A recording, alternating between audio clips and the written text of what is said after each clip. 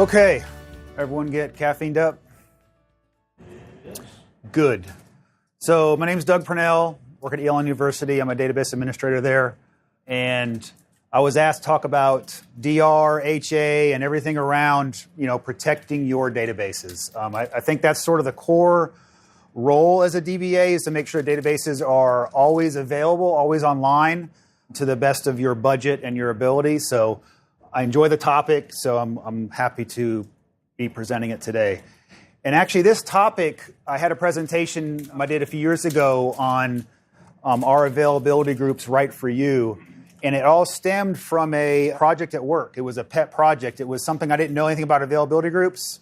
And I thought that it would be a good exercise. So I built a lab, built some VMs, and I just tried things out. What we ended up finding out with our app, it's our main ERP app, it does not like when the database is pulled from underneath it. It doesn't have reconnect logic. So in the end, we did not go forward with availability groups. But just going through the exercise, I learned a ton. So as of today, we don't have availability groups in production. We just do database mirroring. So I can't help with the day-to-day aspects of availability groups, but more of the setup and some of the pros and cons from an architecture standpoint. We just did a lot of research on, and I found it interesting. So if we get stumped, Tracy in the back supports these things all day long. So I'll pull her in where it's necessary. So, okay, I love to grill. So whether this is for move-in day, I cook for the entire IT department. This is my backyard on a Sunday. I was experimenting with beef short ribs, or it's just simple salmon for the family. This is what relaxes me, sitting on the back deck. So I'm glad the weather is getting cooler. So next year we'll have a location where I can bring the cooker. It travels really well, so that's my goal. Okay, we're going to talk about these topics. Some of you may already know this. I'm sure a lot of you do already, so that's fine. Hope I don't push you to sleep. But I just want to set the foundation for some of these topics because they're important, not to just jump into any particular technology just because of the CIO magazine or your manager went to a SQL Saturday. So there's some work that has to be done. So HADR. So high availability is not equal to disaster recovery. They are two completely different things. You work together to architect your solution. But you see here our lovely blue screen of death. That's more of a high availability. When that happens, you want to make sure your app stays online. This on the right was actually the Samsung data center in 2014. Similar to our story earlier with electrical fire. Imagine if your data center was in here falling to the ground. So these are the kind of things you have to think about when you're architecting your solution is, what's the worst case scenario? What's my uptime going to be? How can I protect the databases and the application from disasters? Doug? Yes. In 2001, September, New York, everybody thought the internet would actually stop working when the towers came down because there was so much in the basements of the buildings, and the internet carried on working. So it worked as designed. And that was a disaster recovery routing around the route, yes. The node went down and then route. Yeah, because there was actually some data centers, I forgot the main telco, just next to the two towers. And it got a tremendous amount of damage, but it survived as well. So, yep. Okay, so all these nines, right? You hear nines all the time, 5 nines, 3 nines, 9 nines. Who has 9 nines of availability today? 31 milliseconds downtime. So these are, as you're talking with your business partners, there's realistics, right? Your manager may say, we need 9 nines of availability. When you start breaking these things out, this is straight from Wikipedia, so it's just interesting to see how much work it does take to, keep your systems up. So with availability, there's these things called service levels agreements, recovery point objective, recovery time objective. So SLA, if you have a telco provider, if you have any kind of contract with a vendor, you have an SLA. It's like what is promised. So What SLA it's an agreement between you and your business partner on the uptime of your SQL Server databases or application in general. Your main mission critical, point of sale system might need to be 24/7 by 365. Your reporting environment or your BI environment might only need to be during normal business hours. Well, those two systems have completely different issues with how you're going to do technology. So, oh, man. So, as you're going through your databases, you're welcome. You're fine. You can, yeah. You already had this conversation. Yeah. Okay, very good. It's back button focus. So,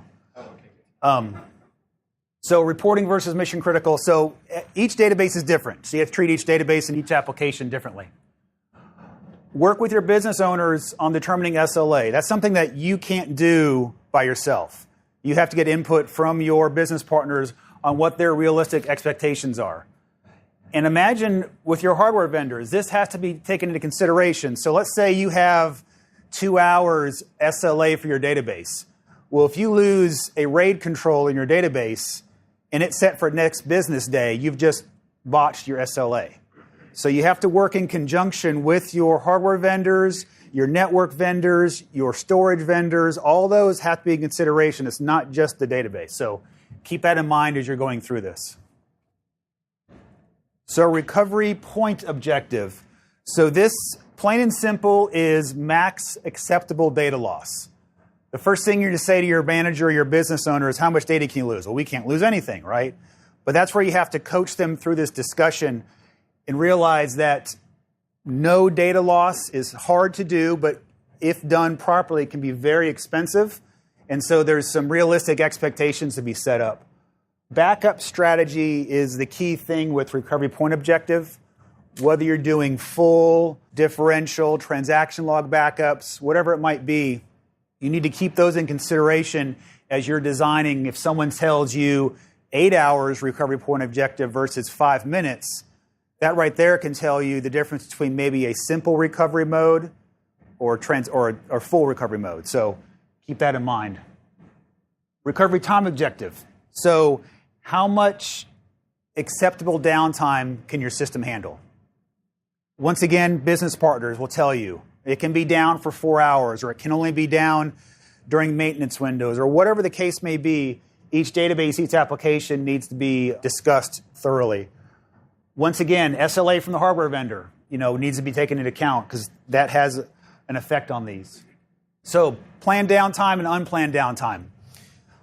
First thing is categorizing, do your maintenance windows count towards your SLA? Our maintenance windows are Sunday mornings between 6 and 10 a.m. because most of the students are asleep still. That's their least, yep. Yeah, they're sleeping anyway. Windows update, SQL Server service packs, and CUs, do those count towards your planned and unplanned downtime? If you have to do hardware firmware upgrades from the server manufacturer, from the SAN, what might be, how are those categorized? Even something as simple as index operations. Enterprise mode allows you to do online rebuilds, which keeps the database table or index available, where if you have standard edition, you're stuck with offline, and that can cause a lot of blocking and downtime for the application. So keep that in mind as you're trying to plan some index maintenance over the weekend.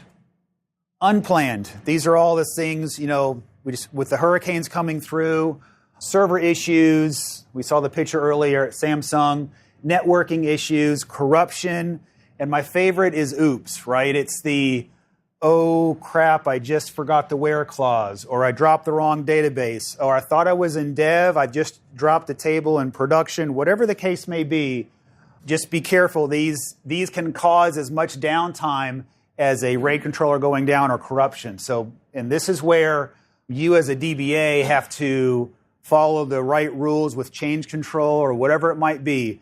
I even have a server level trigger on production that I can't drop databases. I have to disable the trigger before I can drop a database. It's just for my own mental, and we have a checklist every day that makes sure the trigger is enabled. Because if you disable the trigger, then, it's not causing any good. So I find that very helpful with that. So backup retention. Backup retention plays a role in your recovery time objective as well.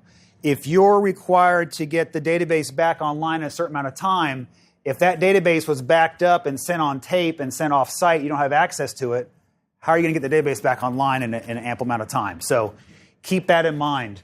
Do you have reporting requirements? Do you have regulatory requirements?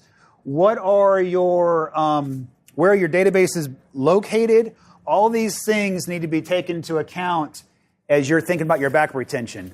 For our main ERP system that runs university, we have 3 years of monthlies, a year's worth of dailies, and transaction logs going back for a month, I believe, every 5 minutes. So based on the reporting requirements, based on being able to access student data from a few years ago, that was what was told to me. So I said, great, easy to do. I just need a disk space, and data domain and dedupe, made things a whole lot easier for us. So all these things need to be taken into account.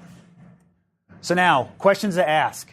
This is where you as a DBA sort of put your business analyst hat on and sit down and talk with each business owner and ask them, before you jump into any kind of DR or HA solution, what are you trying to solve? Is there a problem to solve? Just like we did, our original goal for using availability groups was for read-only replica. That was the number one goal for us because the reporting tool we're using, similar to an ORM tool that developers use, produced some really bad select statements. Everything was left out or joins and just terrible.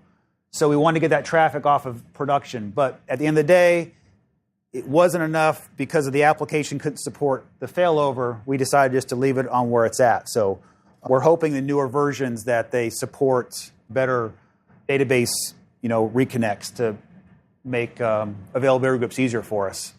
Do you have a team that can help support this? Luckily, one of the system engineers down below in our office, he had experience with clustering in Windows. I had not.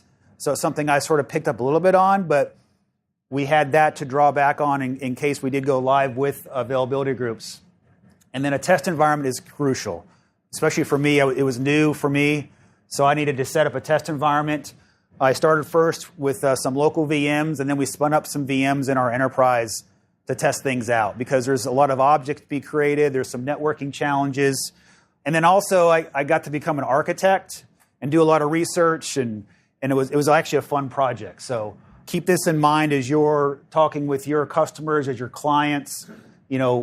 What the key thing is what their business issue is, what they're trying to solve. Some other things here I put notes on is your SAN may have SAN replication. SAN replication, if you have that ability and you have dual hardware, sometimes that can also help with replicating the data. So you have another copy somewhere. So that might satisfy your DR requirements. Also, VMware snapshots. So in our case, we take VMware snapshots at night, and those get shipped with Veeam up to Chicago. So that's our DR solution right now, or our main ERP application. So we don't have any high availability, we just use DR. So it can be something as simple as that. Okay, so now all the technologies. So there's a whole slew of technologies that is built into the package of SQL Server that you can take advantage of without having to buy any kind of third-party tools. And so we're going to dive into each one of those separately so you get a sort of a baseline. Backup and recovery, by far, is the most important one. Regardless of what HA or DR solution you have, it does not replace backup and restore methodologies. So don't let anyone tell you, because we're using mirroring, we don't have to back up the database anymore. We already have a copy somewhere else. It doesn't matter. You still want to take care of that. We talked about the recovery model. A lot of things we're talking about today, log shipping, mirroring, availability groups, all require full. You need the transaction logs. So keep that in mind. Frequency of your backups we talked about. Checksum and compression options. Make sure you're using checksum with your backups. Ola Hallegren. Who uses Ola here? Or Minionware is a newer up and come. Okay. So all those is done by default now. You can compress your backups as well. It makes backups a little quicker and restores a little quicker. So that's a nice thing. And we just, talked about those. So Miniware has gotten a lot more press lately. So they've got some nice solutions as well if you're interested in something other than Ola. Can I interject here? Yeah. Compression works on encrypted databases in 2016 and higher. Yes, it used to be an issue with TDE. So, yeah. Now, works meaning you actually get some compression out of it? Yes. Or like, you have to test because it depends on the data. Sure. You can get gains in compression.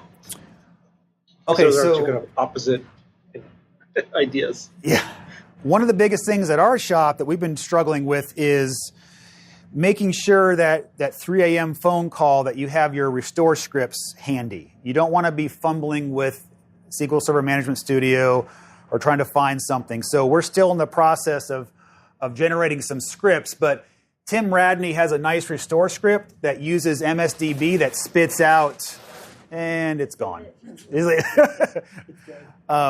So Tim Radney's script just goes through and builds through some queries with MSDB and builds the restore statements, all the transaction logs based off of what's in MSDB, and the final statement is the full, and then all the transaction logs. We don't use diffs in our shop. But what's really cool is we've wanted to attack this problem for a long time, and I'm glad that dbatools.io has this. So PowerShell, anybody using DBA tools today? I am. Okay, cool.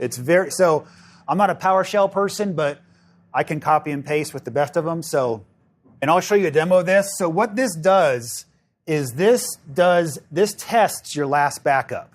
So in this case, I'm on the instance, I'm on SQL Nikon AG01, and I'm telling this package to pull the backups from SQL Nikon 02, restore them, and run dbcc check table against those, and then drop them when they're done and save the results in the last backup tests.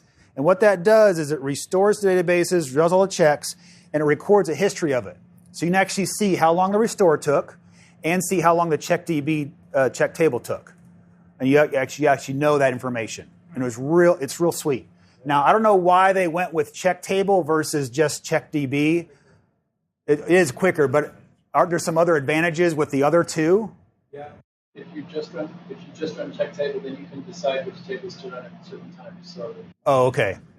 They make parallel last as well, so they're checking different tables. Checking different. Okay. So. Hey, Doug. Yes. One thing too about that too, I'll point out is that a lot of people don't understand how important it is to test their backups. I've seen people. Yes. We've been backing up. Everything goes to Iron Mountain or whatever thing you have to, and then comes back and the backup doesn't work, but you never test it. That means 0 bytes of the tape because they forgot to swap the tape out. There's all kind of reasons. So if you guys aren't testing your backups at least once a week, if it works, like you should be. And this is a great way to test your backups. Not only are you testing the restore. We've got an automated test. Yeah. Test the backups. Yeah, but so it's great. You should even test those tests because, no, I mean, seriously, even like the applications that are supposed to testing, like utility or SQLnet or net backup or one of those. Yeah, and so you not as often, but like once a month, just pull one back, randomly test it. But I'm a little bit of a hybrid solution only because our network backup solution is still running Veritas/Symantec back to exec 2012 on a Windows 2003 server. It's beautiful, right? And then, so instead of dealing with that crap, I actually just rolled my own, off to the side using, old Hologen scripts and log shipping in order to get my backups running. And so I actually have 30 days on one server to disk, and I have 60 on another, and then I make sure I have offsite backups and stuff like that. So that's what we actually test those all the time. Okay. Yeah. So just because I've actually seen clients get burned. Yeah, I don't back my databases up to tape because if I did that, it would take approximately a week to do 1 day's worth of backup. It's out of the product. Because it's a lot easier to test. I'm sorry. No, it's it's a lot good. easier Yeah. to test those little things there than trying to figure out how to pull data from the database. That's not fun. Yeah. So I make sure I run CheckDB on my live databases once a week, and we have another script the procedure script, and one of the other team members actually test the backups every week as well. And also the location of the backup's important. You know, you don't want to back up to your local box and have that being the only copy, even with VMware snapshots or snapshots. So we're lucky enough to have a couple other data centers, and we can throw some stuff to Raleigh into our law school in Greensboro. So we're able to get our backups off-site. You know, technically they're 30 miles away, but still they're off-site. So it makes me feel better. Kimberly Tripp had a good line. She said, Yes. if you don't test your backups, you don't have backups. Correct. You have files, Yeah. but you don't have backups. So I did some work at the Navy Reserve headquarters here in Norfolk for a while, and it used to be all of their data centers for them and a bunch of other commands were located down in New Orleans. And in 2005, Hurricane Katrina hit and ruined the data center down there.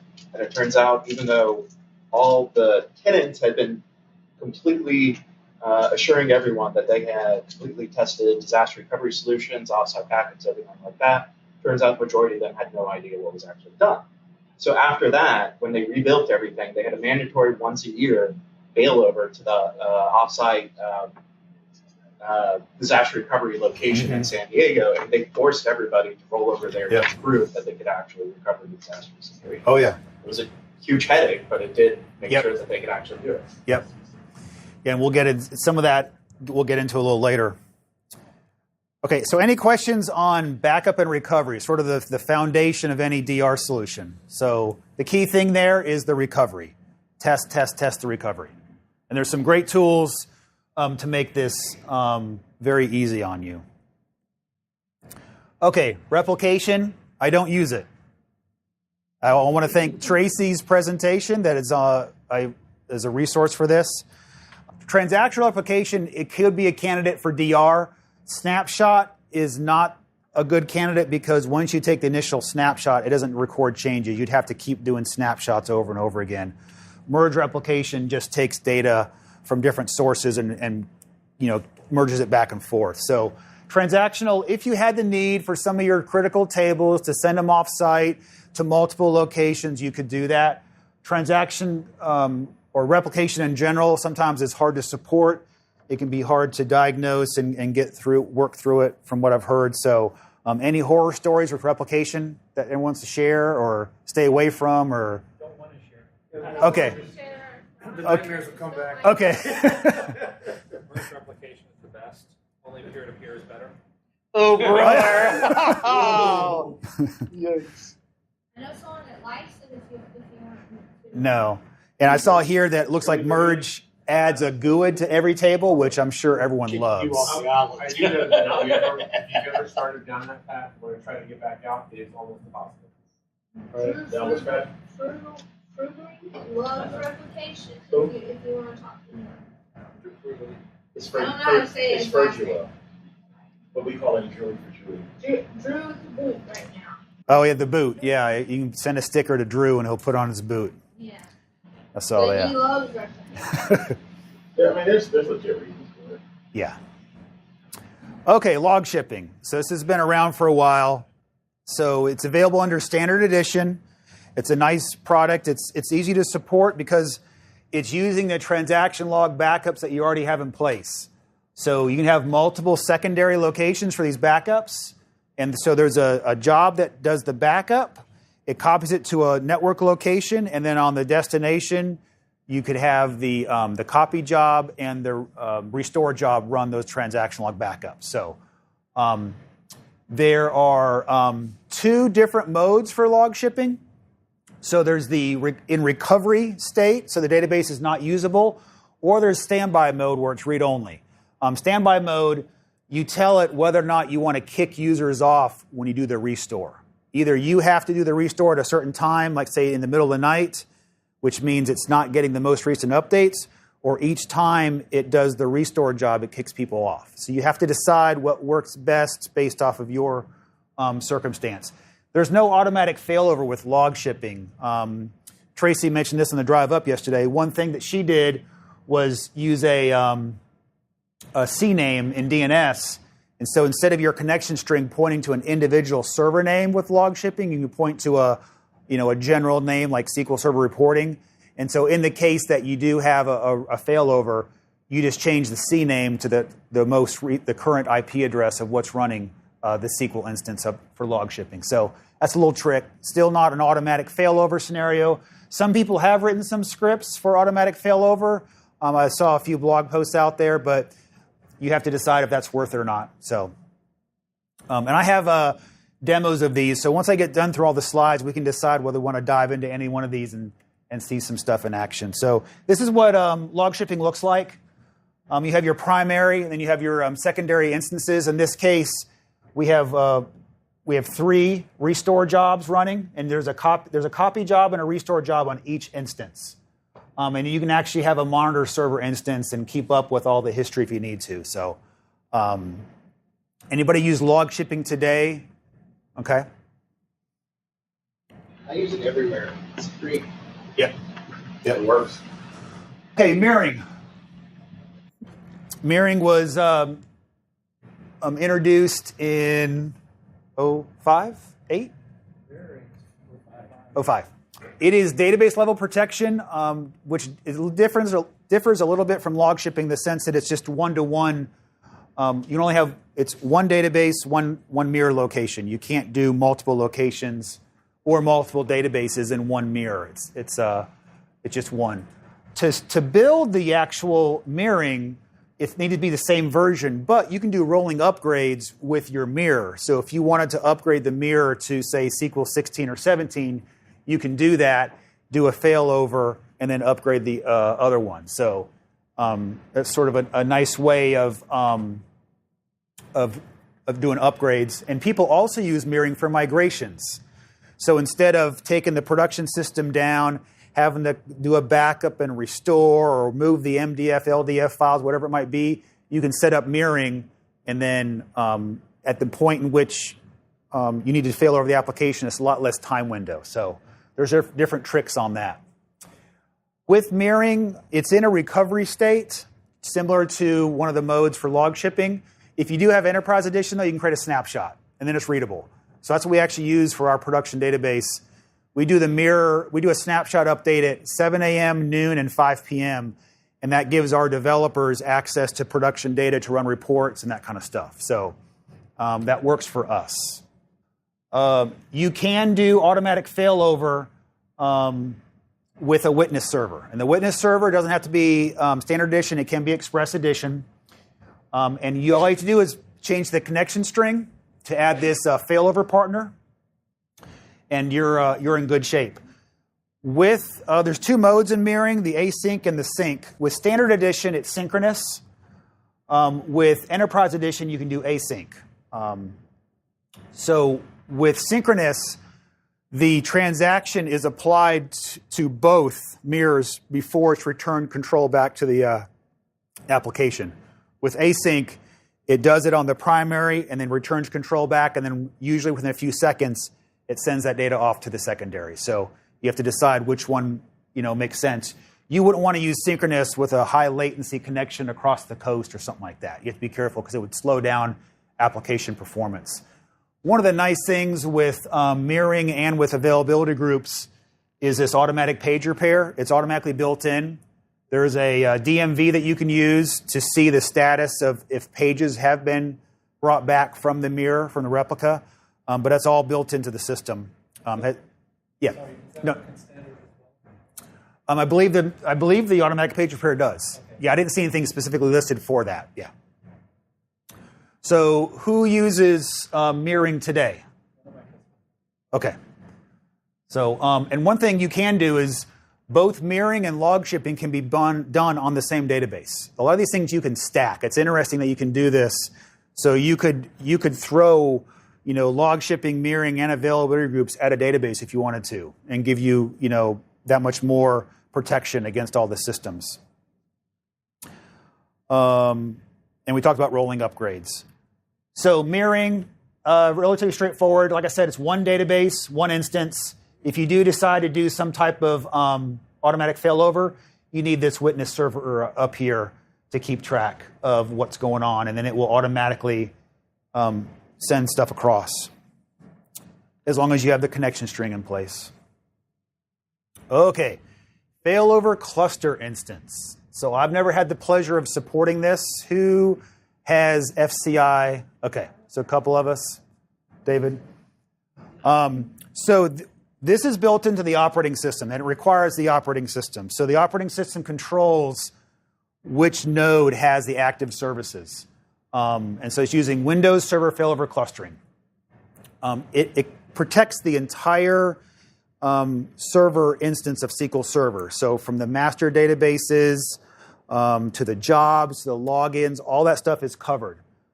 With Windows Server Standard Edition, you can do a 2-node cluster, so you don't have to worry about having the expensive Enterprise Edition of Windows Server. The trick here, though, and sort of it can be the single point of failure, is the shared disks that need to be required. So keep that in mind. Depending on your SAN environment, you may want to be cautious of where that shared disk is pulled from. You do not need to do any kind of application changes because of the way the availability group, or excuse me, the failover cluster is designed. It just automatically gets failed over. And then we talked about the single point of failure. So this is what it looks like. So it's just a very basic, usually some type of SAN down here and 2-node cluster. In this case, there's one is active and one is passive, just sort of sitting there waiting for when there's some type of notification from the clustering services to move SQL Server back over here. So that's how that works. Any questions on FCI? Okay, AGs, availability group. So when you hear always on, just one thing I want to mention, that's the marketing term of Microsoft. So there's always on failover cluster instance, and there's always on availability group. So when you're talking with people, don't assume always on is availability groups or it's FCI. So they're two separate things, so just be careful. And there's no space. I think Alan Hurt. There is a space now. What? There is a space now. Okay. I emailed Microsoft. Joe Sack forwarded my email to them. They forwarded it back to me and they said there is now a space. Okay. It's like Power BI added space too. There is now a space. It's also in the Management Studio. You'll see that in right there. Okay. So there's a space. So now you can say you can shook the hand of the man who put the space in always on.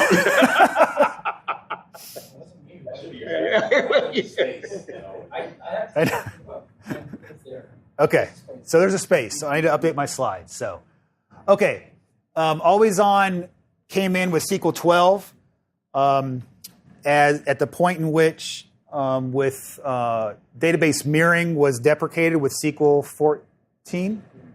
What's 16. That's right. So it's still in the product. I believe it's still there with 17. Yeah. This has become the solution to replace mirroring. One thing they did with SQL 16 is they have what's called BAG, Basic Availability Group.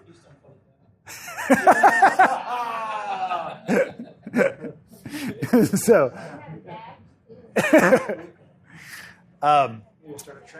yeah. So this is where licensing comes in, and he didn't touch on this morning, but if you don't use the secondary replica, you don't have to license it. But if you want to do reporting or if you want to run DBCC on it, whatever it is, you have to license it. So be careful of that. So we actually had this discussion. I happened to do a session with Microsoft last week, and they said that has changed. So now, even though, because with the SP1, even though you're not doing anything with it, you still have to have a license for it. Which I thought was, what's that? Oh, except for software insurance. That's right. Yeah. Gosh. Okay. Which I thought so was software crazy, assurance is the key. Yeah. Before SQL 16, you had to have domain controllers. Now they've lifted off with 16. Because of Linux. There you go. It makes sense. This still rides on failover cluster. So when I built my lab, the first thing you do when you go to install is you get the operating system. Yes, go ahead. Except for Linux. Okay, 17 doesn't need failover cluster. Okay, so yeah, there's nothing in 17 here because I haven't played with it yet. So you can actually have Linux and Windows combination. Okay. It's only been out for 2 days. I know. So we'll forgive you, right? There's only one fundamental difference with AG on Linux, and that is that you have to create the AG before you Really? You have to do that. Yes. Yeah. Because when you create the cluster, you have to tell it which availability group it's the cluster. Yeah, because it's an external. Because of the redshift, right? So it has to get Okay. everything first. So and you see that and stuff. But anyway. Yeah. Gotcha. Interesting. But you can actually do the Windows, you put the AGs on Windows as well. Yeah. The Linux can use. I think Windows Server 16, 2016. Yeah, Windows Server 2016 doesn't need color. Right. The Nice. server does. Okay. One nice thing they added with SQL 16 is they now can load balance the readable secondaries. So if you have, with SQL 12, you could have up to 4 replicas. SQL 14 and 16 and 17, I believe it's still 8. So you could have all those 8, be asyncs or whatever. And now you can actually load balance your readable secondaries if you need to. So that was a feature introduced in 16. And the key here to make all this magic work with the automatic failover is the applications connect to the listener name. So listener name it's in DNS, it's got an IP address, and as the failover happens between the different servers, whoever has the primary, it updates that record, that name record, to point to the IP address of whoever has primary. Yes? Except for Linux. Except Okay, so there, you have to fail over using the whatever clustering tool you're using instead of the SQL. You can't Okay. do it. So Yeah. you have to do your automatic failover through ECS instead of in SQL. Wow, okay. It's- Okay, similar to mirroring, there's 2 modes with availability groups. So there's synchronous and async. And the transactions are applied like I talked about before. So the key here, though, is with synchronous, you can do automatic failover. With async, you have to actually, through the GUI or through T-SQL, you have to say allow data loss. So because the async might not be caught up yet. Synchronous, and you have to also be careful. I believe I read somewhere that sometimes your synchronous replication can shift to async if the latency gets in trouble. So you have to keep an eye on your availability group to make sure you haven't switched to async. So it's something else to keep in mind. That's one of those I saw up on the board. Troubleshooting AGs is one of the cards, and I'm guessing that could be an issue if you're not careful. Unfortunately, 2016 improved the throughput of the transactions to the secondaries. Okay, so it doesn't happen as much. Yeah. Like, one thing with SQL 16, I'm guessing 17 is the same way. You can have primary plus 2 be synchronous.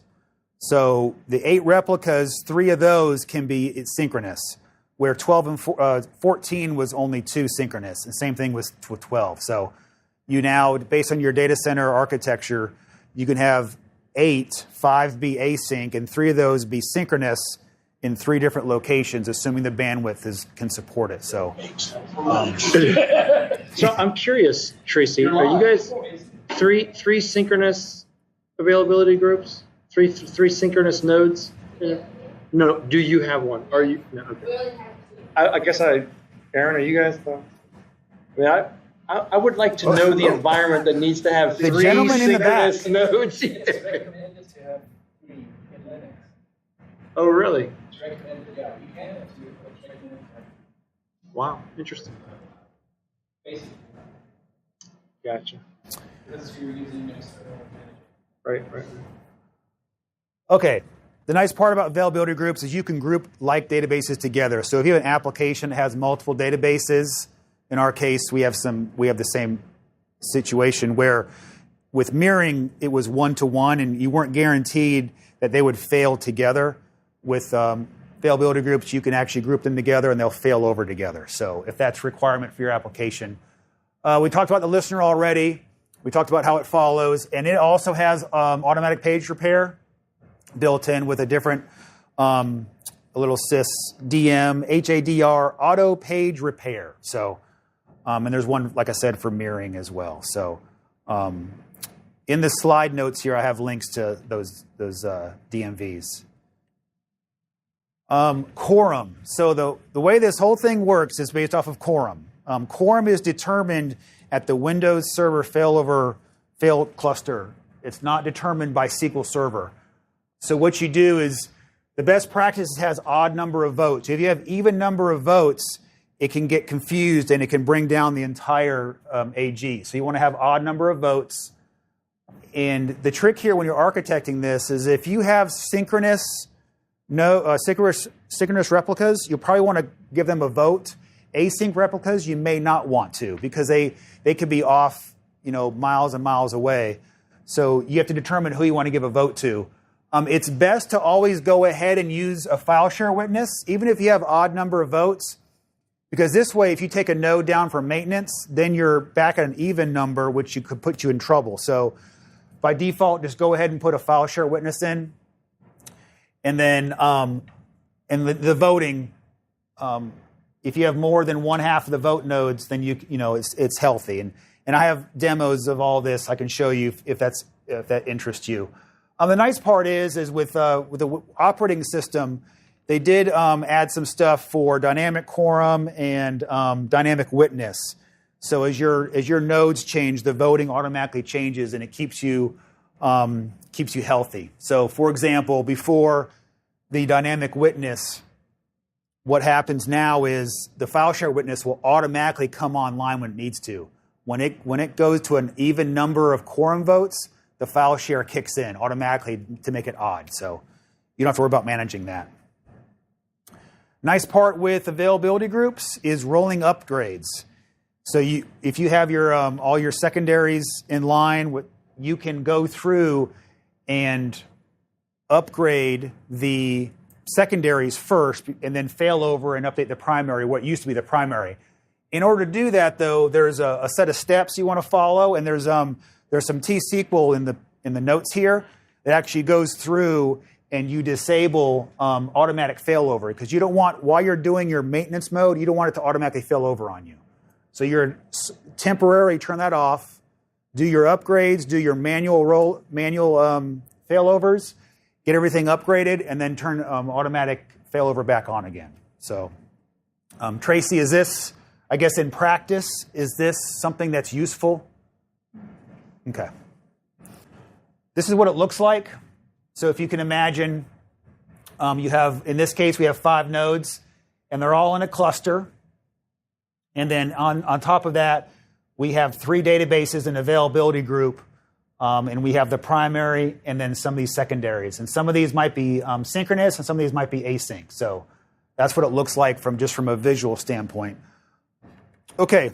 So hybrid. Sorry, can I tell a quick story? I apologize. Yeah. The very first time I set up, in fact, I called you after the fact, but the very first time I set up an availability group, I set up my cluster because I was used to doing clustering.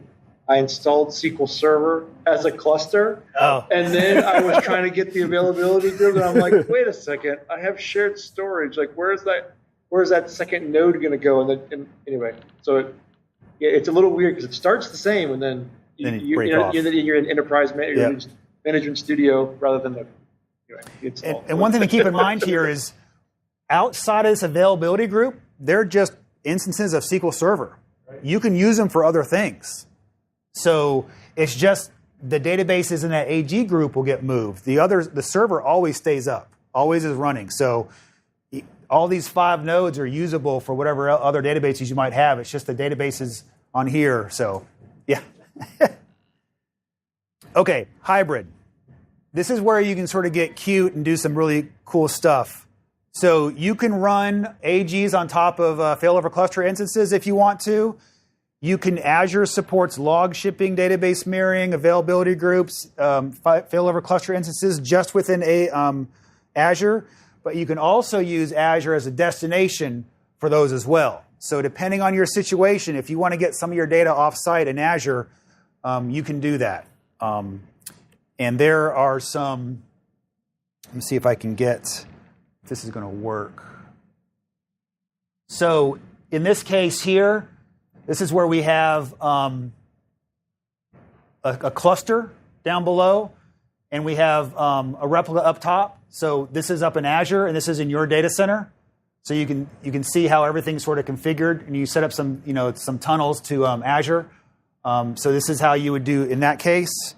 And then down below, if you want to do log shipping, You can do that sort of the same way. You can set up a log shipping over in Azure, and here's your primary. So it's that's that. If you want to do mirroring, it's up here as well. And the same thing with backups. So one thing we didn't talk about is, and I forgot which version of SQL Server it started with, but you can actually send your 14. You can actually send your backup to Azure. So you don't have to. You can bypass your entire local network or any of your data centers. You can send it directly up top. 2. Very good.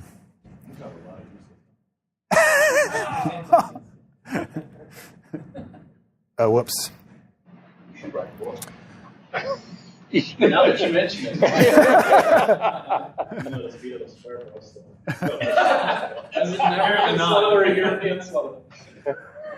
Okay, so the best part about SQL Server is the community, in my opinion. There's a lot of great resources out there, so I take advantage of them. There's no reason to spend a lot of time on stuff when there's stuff available. So our friends at Brent Ozar Unlimited, part of their first responder kit, which is free, and I have the link in the slides here, they have this great HADR worksheet.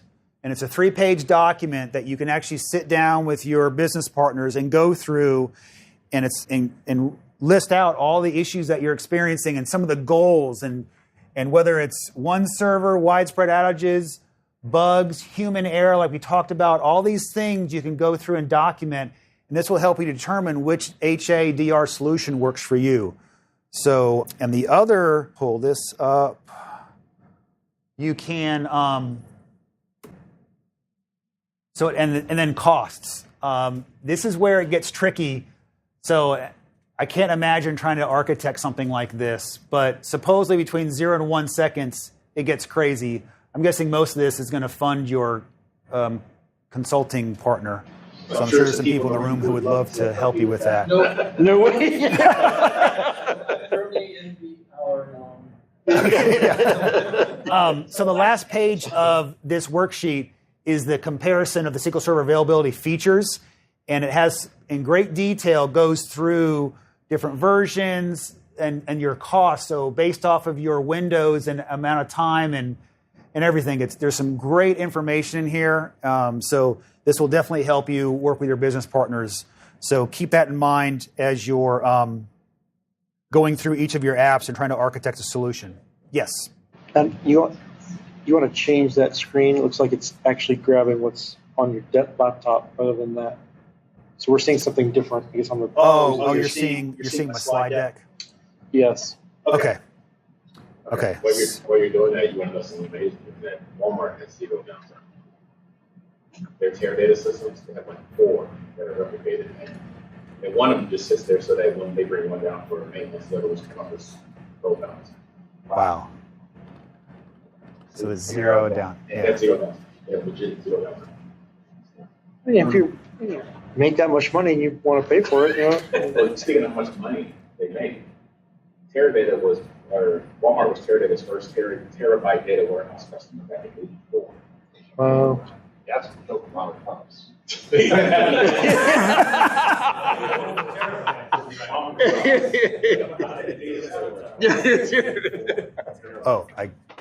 Yeah. I would want to know. I would like to see what kind of BI data analysis they're doing with all that data they have. They do. Because Teradata actually in a different perspective. So like when you go into Walmart and you see bananas be 19 cents a pound, and you come back an hour later, it's like 22 cents. It does tracking all the way back to the supplier. Let's say something happened to the boat coming out of Nicaragua in the boat summer or something like that. It has all that tracked in it, and it knows that like 10 people just bought 50 pounds of bananas, so it dynamically changes the price of the bananas based off of the supply coming in. It's all done automatically. Nuts. Okay, so once again, thanks to our community, licensing matrix. This is just with has 16 data, but Glenn Berry from SQL Skills, if he did a presentation for one of the virtual user groups for PASS, and he has this nice grid of all the features and whether Enterprise Standard or Express Edition are supported. So this will help you determine, based off of your shop, which ones might be viable or a reason to upgrade. So keep that in mind. So it's a good resource. Now, all of this for the big run book, right? This is all this data should go into a run book. This is the Bible of your IT department. This is a group effort. It's part of the section will, of course, have SQL Server in it, but it's a much larger document than just your DR scenario. So there's some great resources out there, and here's a template that you can get from TechTarget, and it walks you through the entire process. So this is something that's actually on my goals for the year to work on. So the trick, though, with this document is not to keep it on the same servers that your instances are, right? If there's a disaster, it needs to be somewhere safe, printed out, kept up to date. Everyone signs off on it. When do you declare a disaster? When do you work through the solution instead of failing over? All those things are documented in the place. Network diagrams are documented. Cell phones are documented. Who is the diesel supplier for the generators? All those kind of questions you have to think about can all be documented in here, and there's a great resource. Actions. Okay, so out of this, your assignments. This is where you put your business analyst hat on, and there's a great, once again from TechTarget, there's a business impact analysis that you can talk through your business partners with, and it helps you diagnose which solution will work best for your business partners from an HR and DR perspective. There's the worksheet from Brent Ozar. Set up a lab. I chose to do labs locally, but you can use Azure. It would be a great resource, as we saw earlier today from Randolph. So there's some nice things you can do and just experiment with these. And last thing is go build a run book, which I wish it was easy. Documentation sucks, but it is what it is. Necessary evil. Here's all my resources. So thanks to the community. So Glenn Berry, there's a great Pluralsight course from Russ Thomas, SQL Judo. And then there's Edwin Sarmiento has a great Edwin. Thank you. And then I got Tim Radney's script, and then Tracy in the back. Yay, Tracy helped out a lot. And so did Brent Ozar. So any questions on DR, HA in general? I have all kinds of demos. So I can demo database mirroring, log shipping, and availability groups if you're interested and want to play. We can break it. We can trash it. We can power off VMs if you're interested to see how it works. I have a little app that SQL Skills, Jonathan Cahias wrote, that inserts records into databases. As we switch the failover and power off VMs, you can see how it's down for a short term and then reconnects. And that's an important point with your application. You have to architect around the retry. If your database just barfs when it can't connect to SQL Server, it's not going to work with availability groups. You actually want to architect your application to the constant retry, because you never know when there's going to be a failover. The nice part about availability groups is you can fail over in the middle of the day. Transactions that aren't committed will get rolled back, but if someone's doing a retry, it will go through. So it's sort of a cool technology. So, and I know, Tracy, do you guys have the need to fail over during the day, or do you reserve that for off hours or whatever? We do it for action, because we put on every CU that comes out. Okay. Yeah, that's. And we've been doing, in 2017, we've been doing every early release.